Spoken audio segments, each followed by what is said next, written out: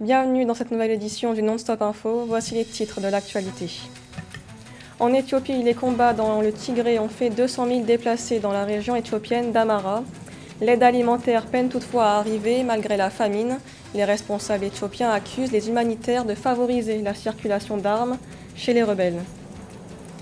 Au Burkina Faso, la population proteste contre la crise sécuritaire. Le 31 juillet, les habitants de la région de l'Est ont fait entendre leurs doléances lors d'une marche à l'initiative du mouvement Hugoul Moufi.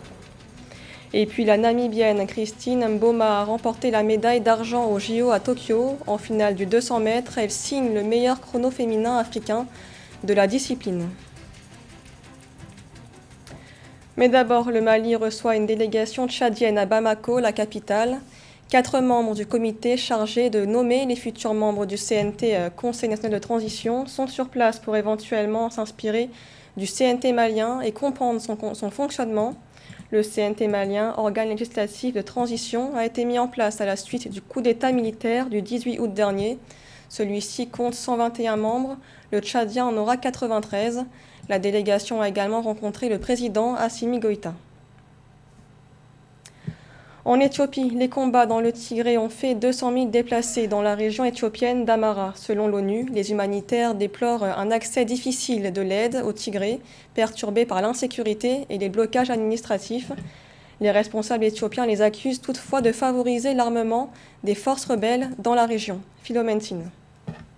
Le conflit armé qui a éclaté il y a 8 mois entre le gouvernement fédéral éthiopien et le parti au pouvoir dans la région du Tigré, le Front populaire de libération du Tigré, aurait fait 200 000 personnes déplacées au sud et à l'ouest dans la région voisine d'Amara et 54 000 dans la région Afar à l'est, d'après le chef de l'aide des Nations Unies. Nous avons besoin de 100 camions par jour pour se rendre au Tigré pour répondre aux besoins humanitaires. Un besoin calculé et non surestimé. 122 camions sont entrés dans le Tigré ces derniers jours. Le mois dernier, des responsables du gouvernement éthiopien ont accusé les humanitaires de favoriser et armer les forces rebelles dans la région du Tigré.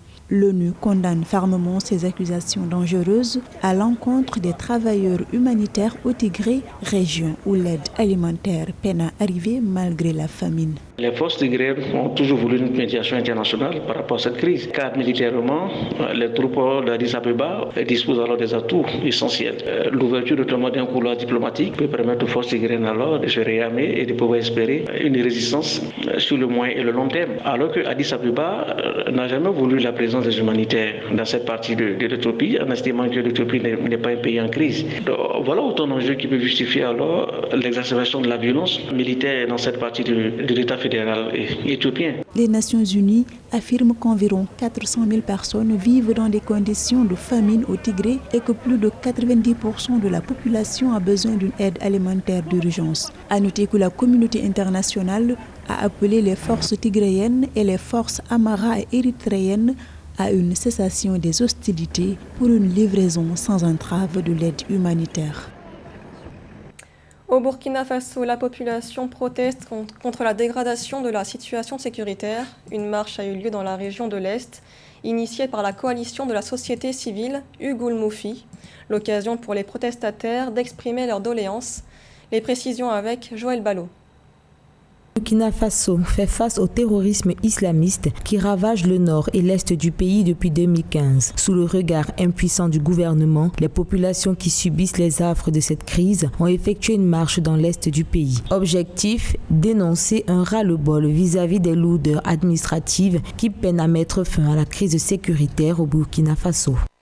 L'ancien régime du Burkina Faso avait une méthode assez efficace pour lutter contre le terrorisme ou la violence islamiste. Le balayage brutal de ces gouvernements a fait que toute l'infrastructure des négociations qu'ils avaient mis en place a été balayée.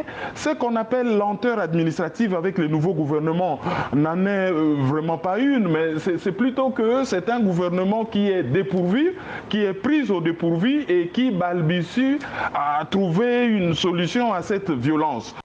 Malgré le rejet du gouverneur de la région de l'Est, cette marche qui a réuni les 5 provinces de cette région a permis aux populations de pouvoir exprimer leurs doléances. Il s'agit de mettre fin au déplacement massif des populations, aux vols de bétail, aux enlèvements, aux attaques armées des groupes terroristes.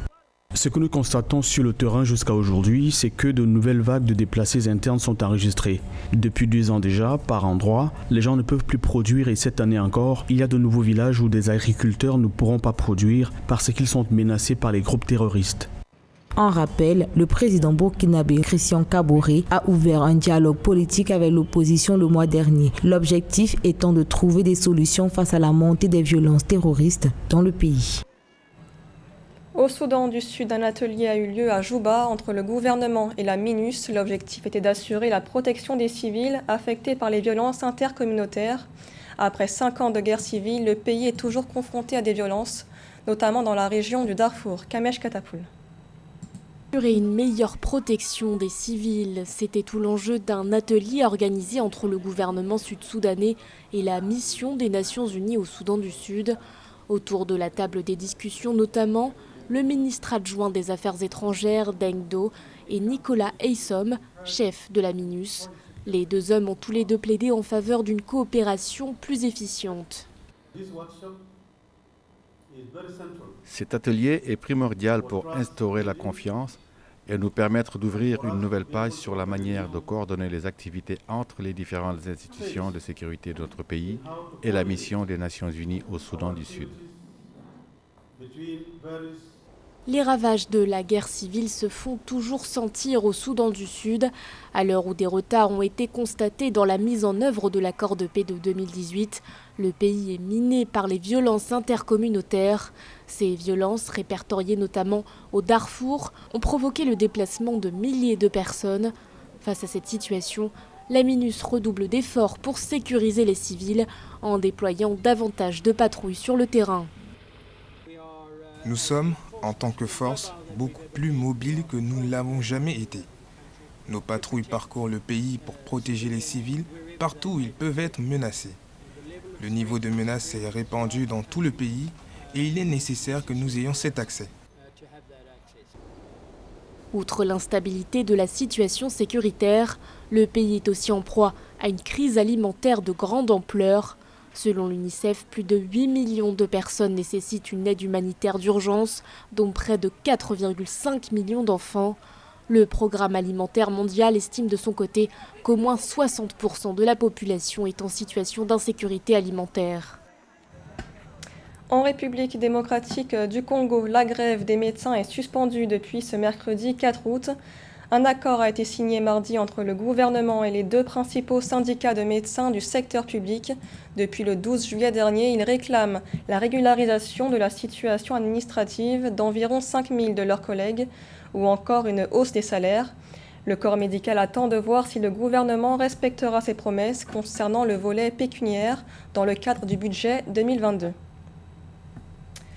En Égypte, le président Abdel Fattah al-Sisi a annoncé ce mardi la hausse du prix du pain, une denrée subventionnée depuis de nombreuses années.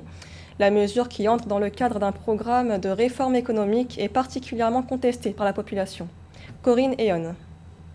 Le temps est venu d'augmenter le prix de la miche de pain. Tels sont les propos du président égyptien Abdel Fattah al-Sisi ce 3 août lors d'une conférence télévisée. Il invite ainsi le gouvernement à augmenter le prix du pain subventionné dans le cadre d'un programme de mesures de rigueur en vigueur pour le redressement économique du pays. Depuis plusieurs années, la miche de pain pesant 90 grammes coûte 5 piastres, soit 2 centimes d'euros. Aucune information n'a filtré sur le prix qui serait dorénavant pratiqué. On peut déjà comprendre que l'Égypte est contrariée par des problèmes d'ordre économique liés à la maladie à Covid-19. Lorsqu'on imagine que les touristes ne fréquentent plus aujourd'hui les pyramides notamment de Pharaon, et qu'on imagine que 20% du produit intérieur brut de l'Égypte reviennent essentiellement des recettes liées au tourisme. Le président Al-Sisi, dans le cadre du grand chantier du canal de Suez et des grandes réformes institutionnelles, reste contrarié par l'absence de ressources. Sur une population de 100 millions de personnes, environ 66,7 millions dépendent du programme de subvention alimentaire qui inclut le pain, mais aussi le riz, le sucre ou encore les pâtes. Les citoyens les plus pauvres obtenaient jusqu'ici un lot de 5 miches par jour. Selon les chiffres officiels, les subventions sur le pain coûtent à elles seules, dans le budget en cours, plus de 50 milliards de livres égyptiennes. Ainsi, l'augmentation prévue du prix du pain subventionné sera orientée vers le financement partiel du nouveau système de repas scolaires qui coûtera environ 8 milliards de livres égyptiennes et comprendra des produits laitiers. Le pain reste une denrée alimentaire très prisée en Égypte. La consommation quotidienne est très élevée en tant que telle. L'unité de décision vient dans un contexte social déjà très marqué par les tensions sociales en Égypte et la montée en puissance également de quoi? Des questions sécuritaires liées au terrorisme en tant que tel. L'unité de décision est dans l'incompréhension, d'autant plus que l'Égypte reçoit régulièrement des financements, notamment de certains partenaires techniques et financiers, que ce soit le Qatar, les Émirats arabes unis et même les États-Unis, qui bien que souvent ont géré la coopération militaire avec l'Égypte. Il est donc important aujourd'hui que le président Al-Sisi puisse accorder la priorité, évidemment, à l'agenda social vis-à-vis de l'agenda économique. À la suite de l'annonce présidentielle sur la hausse imminente du prix du pain, de vives contestations populaires ont envahi la toile. L'Égypte est depuis 2016 soumise à un programme de redressement économique du Fonds monétaire international. Dans ce pays, secoué par la crise du Covid-19, environ un tiers des Égyptiens vivent sous le seuil de pauvreté, avec moins de 31,65 livres égyptiennes, soit moins de 1,70 € par jour. Aux Jeux Olympiques à Tokyo, la Namibienne Christine Mboma remporte la médaille d'argent. À 18 ans, l'athlète est en finale du 200 mètres. Elle signe le meilleur chrono féminin africain de l'histoire de la discipline. Médaille d'argent également en lutte pour le Nigeria. Le bronze est remporté en boxe par le Ghanéen Samuel Taki. Les précisions avec Nathalie Mo. 18 ans et déjà la sprinteuse namibienne Christine Mboma est l'Africaine la plus rapide de l'histoire du 200 mètres. Elle a remporté l'argent en 21 secondes 81 dans cette catégorie aux Jeux Olympiques Tokyo 2020 le 3 août 2021. Dans le même temps, le Ghana tient sa médaille de bronze en boxe. Samuel Taki a terminé à la 3e marche du podium d'un moins de 57 kilos. Christine Mboma, incroyable performance du côté de Tokyo. On n'aurait même pas dit une coureuse de 400 mètres parce que oui, il faut le dire, Christine était à la base une coureuse de fond. Elle se retrouve dans un 200 mètres qu'elle apprend en à peine 3 mois, 2 mois et demi de formation en 200 mètres et elle nous claque un chrono mais incroyable et un chrono qui la positionne en record du monde junior de la discipline chez les femmes et bien sûr record d'Afrique. Médaille d'argent pour la lutteuse nigériane Blessing Oboro Doudou et bronze en saut en longueur pour sa compatriote Essé Broumé aux Jeux Olympiques Tokyo 2020. Des performances sportives qui ont provoqué l'enthousiasme des autorités de leur pays. En effet, le ministère fédéral de la Jeunesse et du Développement sportif a décidé de revaloriser au triple les primes des médaillés olympiques nigérians. 15 000 $ pour l'or, 10 000 $ pour l'argent et 7 500 $ pour le bronze. Les prochains Jeux Olympiques, non seulement déjà pour ceux-ci, mais aussi pour les prochains, pour permettre aux prochains compétiteurs d'avoir de quoi avoir de l'espoir, si ce n'est non seulement une motivation de plus au niveau des performances, mais aussi une motivation de plus au niveau financier. L'Afrique du Sud exulte avec la qualification pour la finale du lancer de poids masculin de Kyle Blignaud. L'athlète a réalisé un superbe lancer de 20,97 m pour terminer 5e du groupe B, ce qui l'a placé 8e au classement général. Par contre, c'est le coup de massue pour l'Algérie qui perd un espoir de médaille en haltérophilie avec le forfait pour cause de test positif au Covid-19 de Walid Bidani. Ce journal a été réalisé par l'ensemble de la rédaction. Merci de l'avoir suivi. L'information continue sur Africa 24.